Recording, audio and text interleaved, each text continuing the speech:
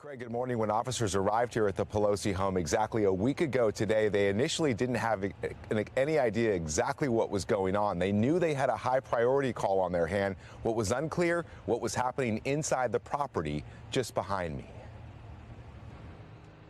This morning, Paul Pelosi is home, back at the house that became a crime scene a week ago today.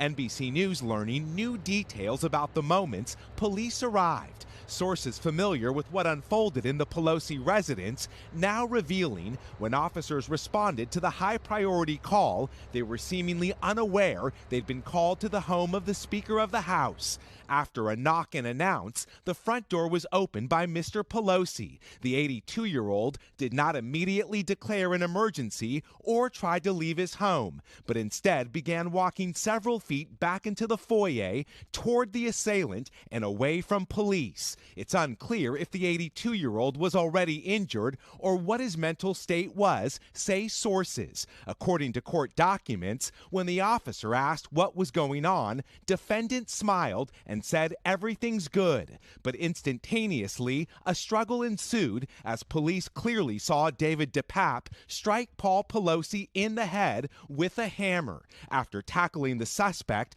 officers rushed to Mr. Pelosi, who was lying in a pool of blood. What we do know is he brutally attacked Mr. Pelosi and attempted to kill him. After spending several days in the ICU, Pelosi, who is recovering from a fractured skull and serious injuries to his arm and hand, is now home, where Capitol Police remain on alert. Investigators have previously said Pelosi did not know DePape when the 42-year-old broke into his home.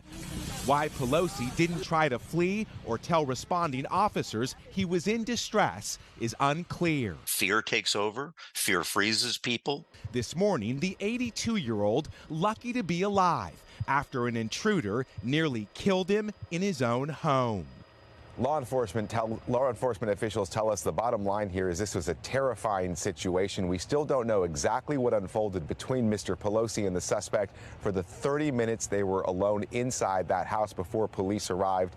Officials who were investigating this matter would not go into further details about these new details. Craig, back to you. Yeah, one thing's for sure, though. He is lucky to be alive. Miguel Almaguer for us. Miguel, thank you.